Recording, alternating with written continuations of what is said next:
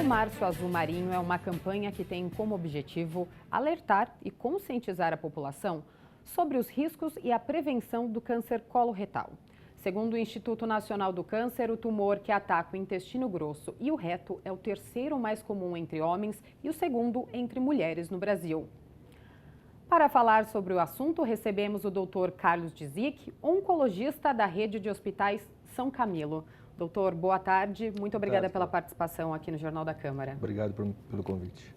Doutor, qual a importância da prevenção do câncer coloretal? A importância é, em primeiro lugar, pela frequência dele, né? Quer dizer, se você somar homens e mulheres, o câncer do cólon e do reto, que são as porções do intestino grosso, né? É a segunda causa, na verdade, se você juntar homens e mulheres, é a segunda causa de câncer. Esse é o primeiro fator importante disto. O segundo é que ele é um tumor que pode ser prevenido. Não é tão fácil encontrar um câncer que pode ser, de fato, prevenido. O câncer coloretal, ele pode, através das medidas de rastreamento. E quais são essas medidas de prevenção? Então, as medidas de prevenção, quer dizer, prevenção é quando a gente impede um tumor de se transformar num tumor grave, ou que ele seja diagnosticado numa fase muito avançada, né? Então, a Organização Mundial de Saúde recomenda que depois dos 50 anos, o cidadão faça um exame de pesquisa de sangue oculto nas fezes. Tá? Então, essa é a principal recomendação. Aqui no Brasil, isso um pouco não é exatamente assim, depende das redes de atenção à saúde, da rede pública, das redes privadas. Essa é uma forma de diagnóstico precoce, digamos assim, né? E é mais usada, provavelmente, principalmente dentro da rede privada, é a realização de exames chamados exames endoscópicos. Tá?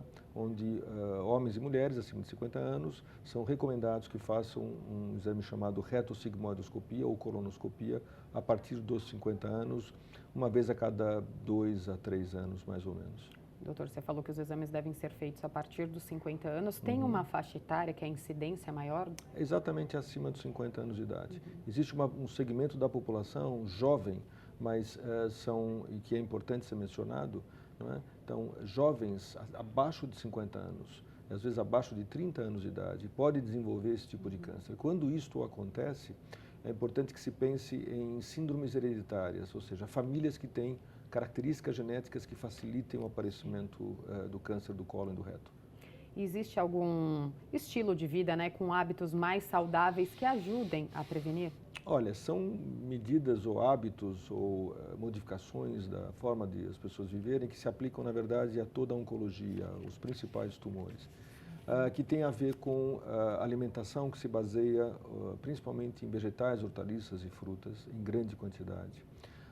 Hábitos que têm a ver com evitar a obesidade, né? Hábitos que têm a ver com evitar a inatividade física, né? E também o câncer coloretal parece que pode ser reduzida a sua incidência se evitar tabagismo em excesso. Evitar tabagismo de maneira geral, tá certo? Como uma medida importante para a redução de doenças em geral. E parece que também no câncer de cólon reto, principalmente entre os tabagistas mais fortes, mais frequentes, isto tem algum impacto positivo na redução desse câncer. E doutor, quais são os sintomas desse tipo de câncer? Quando esse tumor cresce o suficiente dentro do intestino, ele pode provocar algumas sensações que a pessoa percebe nela mesma. A primeira é sangramento nas fezes, né? A segunda são dores abdominais em cólica que a pessoa sente após a alimentação, né? Que faz o médico suspeitar de que existe algum processo de obstrução nas partes mais finais do intestino.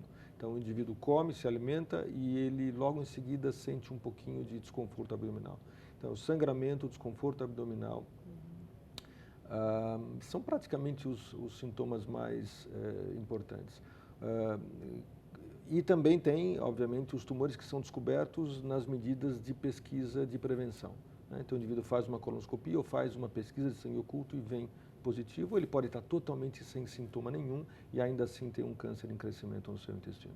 A pessoa que apresentar algum desses sintomas, ela deve fazer o quê? Qual médico ela deve procurar? Ela pode procurar um clínico geral, né? São medidas, são sintomas básicos que fazem qualquer médico de boa formação suspeitar da existência de um câncer.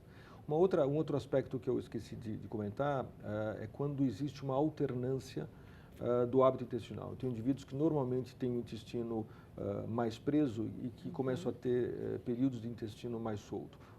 Ou indivíduos que alternam períodos de intestino solto com períodos de intestino preso. Isso também é uma outra anormalidade que a pessoa mesma ela se dá conta e que faz o médico suspeitar que pode haver um tumor em crescimento.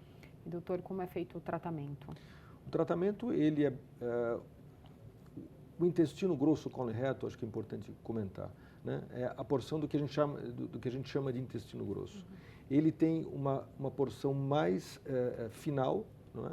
Antes da saída do conteúdo fecal, quando a pessoa evacua, e que a gente chama de reto. Frequentemente, esses pacientes são tratados, quando eles têm um tumor nessa localização, são tratados com radioterapia, juntamente com quimioterapia, e depois são operados. Tá? Nas porções mais altas do intestino, frequentemente é feita a cirurgia e depois, dependendo do avanço da doença, características da patologia, se indica ou não a realização de quimioterapia por 3 a 6 meses, mais ou menos. Quando o tumor é descoberto no início, a chance de cura é maior. A chance de cura é bem maior quanto mais precoce ele for descoberto, com certeza.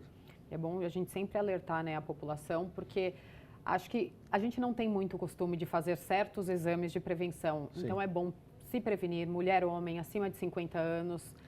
Sim, é importante que façam, enfim, dentro do seu controle de check-up, eventualmente até questionar o médico, né, da necessidade ou não, e os protocolos mais utilizados são mais ou menos esses, quer dizer, pelo menos uma colonoscopia ou uma retossigmoidoscopia, ou a Organização Mundial de Saúde enfatiza mais em relação à pesquisa de sangue oculto, que é uma medida relativamente eficiente e muito barata, né?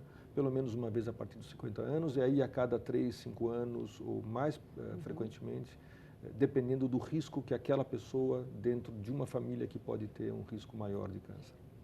Doutor, muito obrigada pelas informações e pela participação aqui no Jornal da Câmara. Eu que agradeço.